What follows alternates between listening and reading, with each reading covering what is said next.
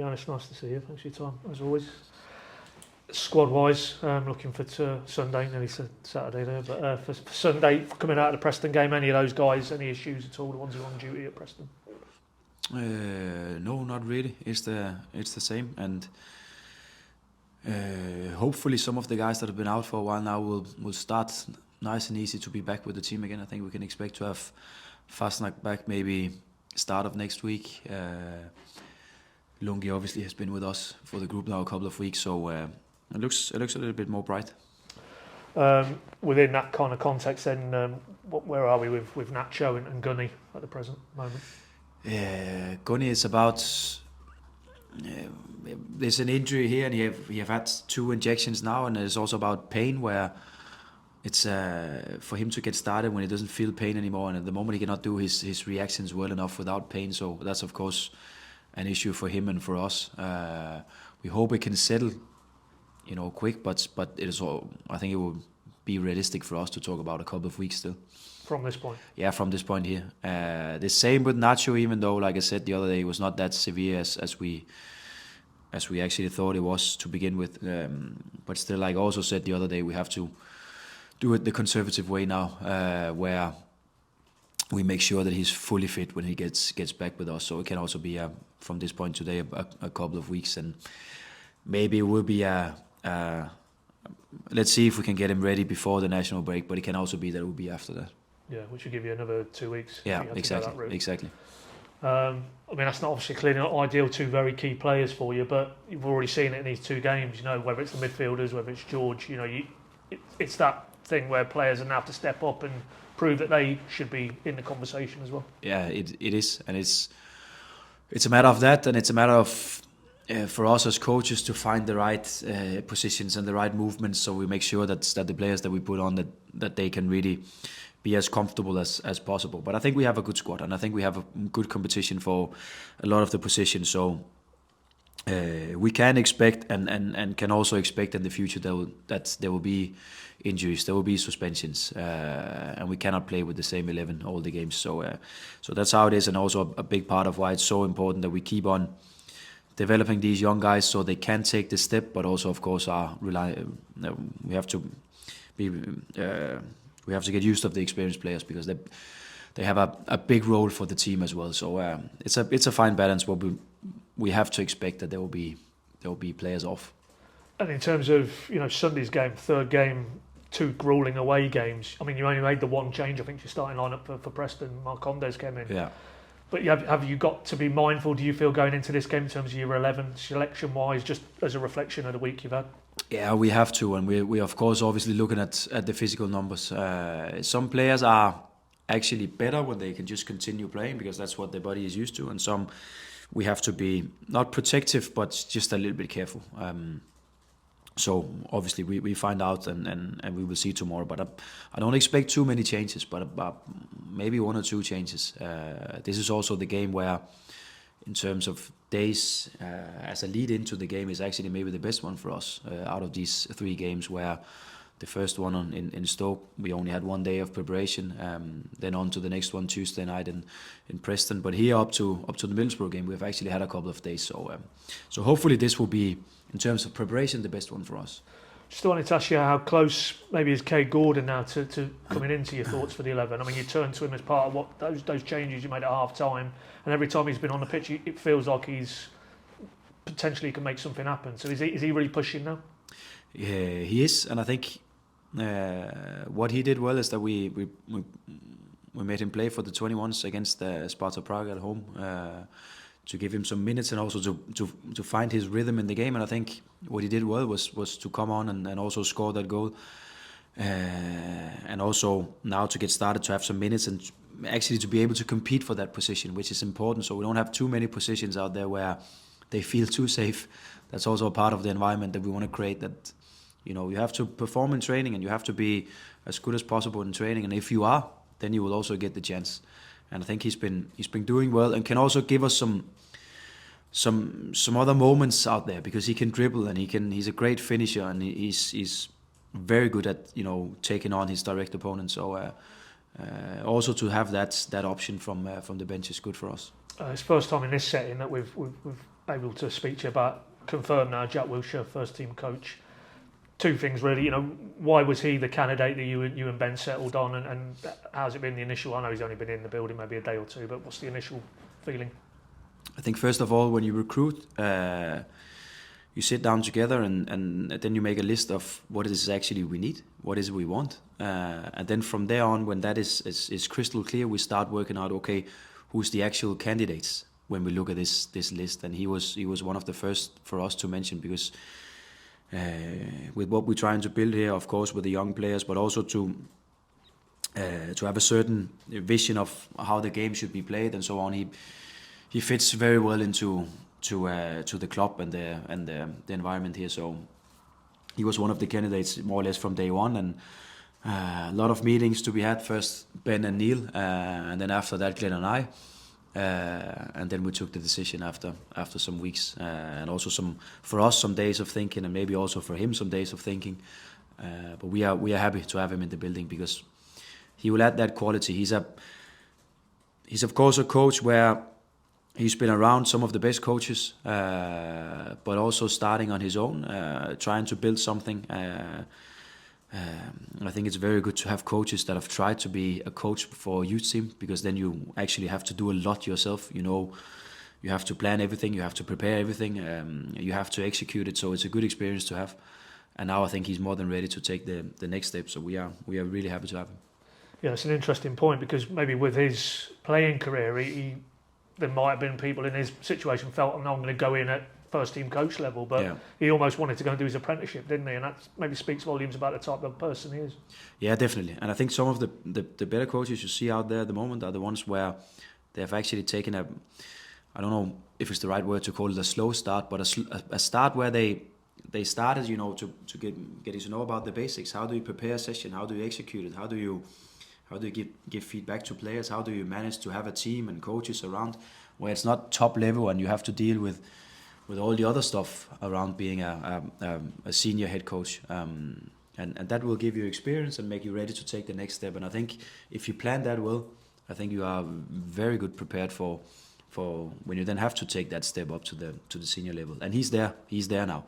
And then of course it's not bad for us that he can bring in all his experience also from playing, because sometimes he can give a different view on the same topic, or maybe approach a play in a different way, which is needed for us and good for us. So just based on the first couple of days here, he's a very good fit for us. Yeah, I mean, I did want to ask you about that, because I'm sure he himself would just want to be judged now as a coach, not what he did as a player. But for your midfielders, particularly young or old, I mean, to be able to tap into that type of knowledge, a guy who's played at the highest level, is invaluable. Yeah, definitely. If you can get it out there to the others, if you can teach others with the knowledge that you have, it's difficult for some, but I think it's because of that career planning that he have made, and because of that experience he already now got from youth level.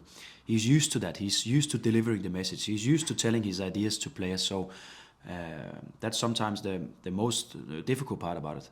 But he's there, and of course with a lot of experience from highest level, can really support our midfielders, but also other positions.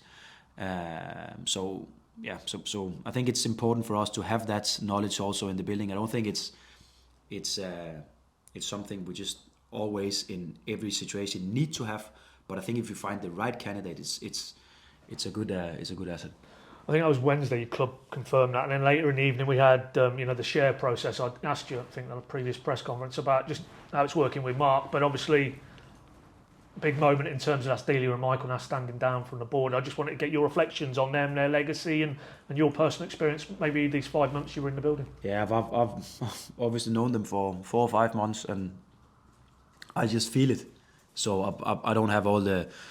I've obviously not been here for so many years, so I don't know everything about it, but I can feel it, and just the warm welcome they gave Glenn and I, but also both Glenn and I's families and so on, was fantastic from day one. We had a great night with a great dinner. I think it was in June or beginning of July, where we were more or less introduced to everything, but also just a warm welcome in terms of having that gathering, one of the first nights here. So we have felt it from day one, and I still get a message once in a while from Delia when she thinks that the performance was good. I spoke to Michael the other day when he was in Stoke.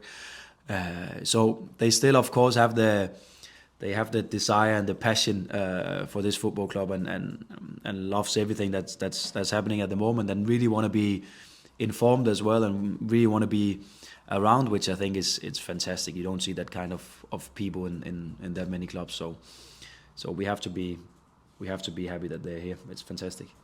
Yeah, just final one. I mean, the longevity is very rare. You get that, particularly at the top end of the game as well. I mean, that testifies really that, you know, they were here for love and the feeling they had for the club. It wasn't some sort of, you know, financial sort of arrangement with them. They really and do sort of feel it, don't they? The DNA of the club. Yeah, and it's so yeah. Sometimes it is. Here we're talking about feelings because it is what it is. We can talk the financial things and so on, but I think it comes down to what kind of feeling do these people actually give you. And like I said, from day one when we came in here, it was impressive actually, where, you know, how warm a welcome we got, and you know, I can also speak behalf of my family, just where everyone, even my mom, has met Delia and said, fantastic. They were invited in for dinner, one of our first home games of the season. So just to create that feeling, it also gives me that extra motivation to really work hard for a football club when that's the passion and love they give to us. Just a brief note on Preston. You debriefed it, and was it as you felt on the night in terms of how that game panned out? Yeah, I think we have to be better. I think it was not a good enough performance from us. I think. Obviously, of course, not a good start, and maybe a little bit shaky after that. But I think the response from minute 20 was okay, and I think it was good for the team and good for the group and for the club that we got a point out of that. And I think the mentality shown that we really tried to keep on pushing, and we tried to create chances, and we tried to score the goals, and we tried to go for the win is great to see, obviously. But from a performance perspective, we have higher ambitions than that, and we have to make sure that we can be better going away from home.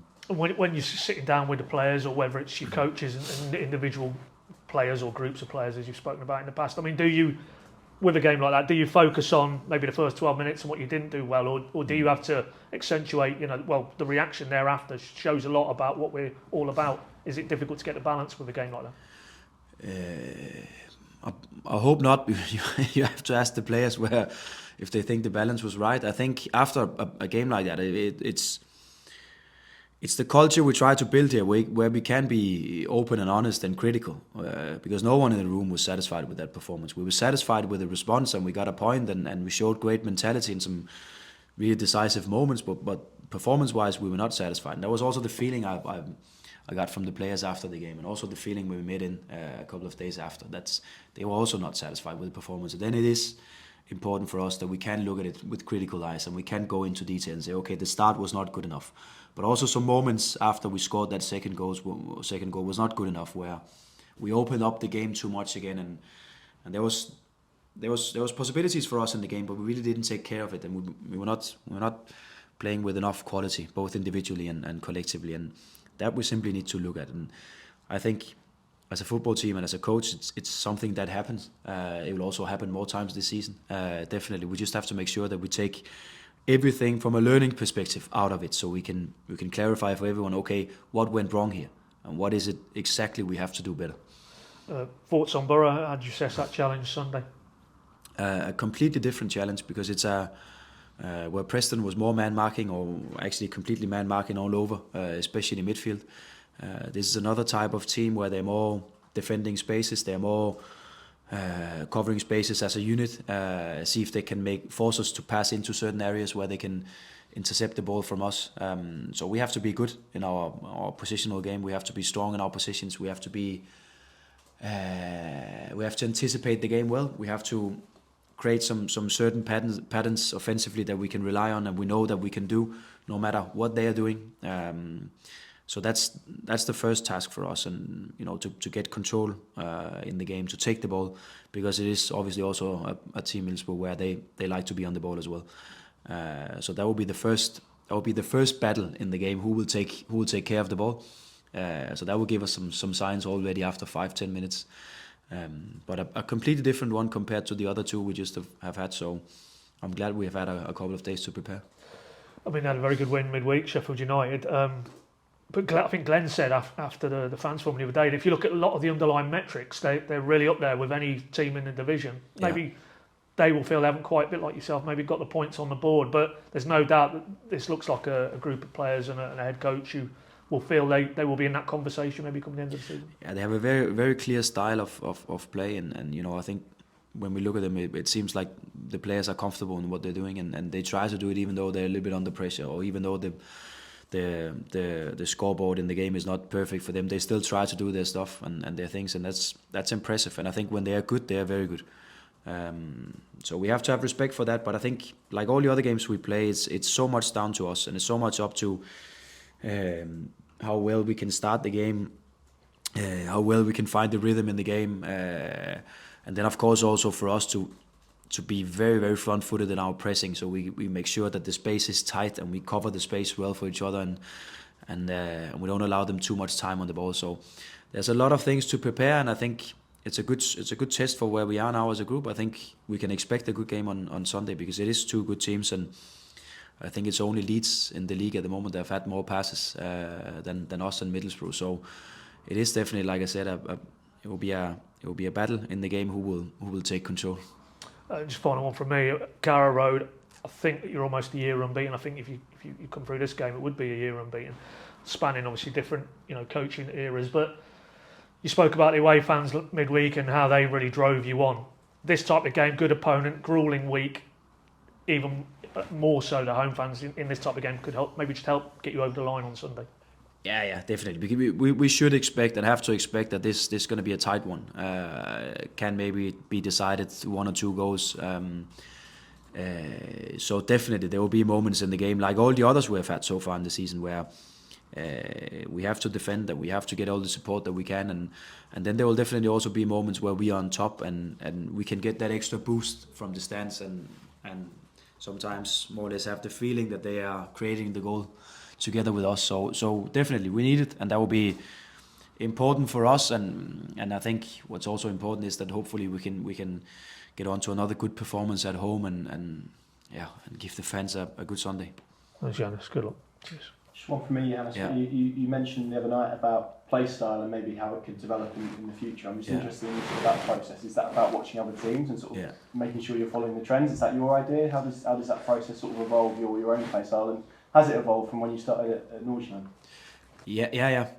It has, and it will. I think you can see it yourself if you just find a game on the highest level 5 years ago, and you can see the differences now, where there will always be changes, and you have to be aware of that. So in this game, to stay curious, to find teams where you can find inspiration, look at how they're doing things, and then of course to surround yourself by people that are also curious and that are also expert in some areas. Like I also said the other night when you were there, that it's important for me that we have a lot of what can we call it, big brains in the building. So there's a lot of information and experts, and we can have good conversations, because that's how we develop. We cannot just rely on what we did yesterday and hope that will be good enough for Sunday. We have to always look out there. How can we improve? How can we be better? And that's both the fun part about being a coach, but also sometimes the little bit exhausting part, because it never ends. Good stuff. Thanks, Johannes.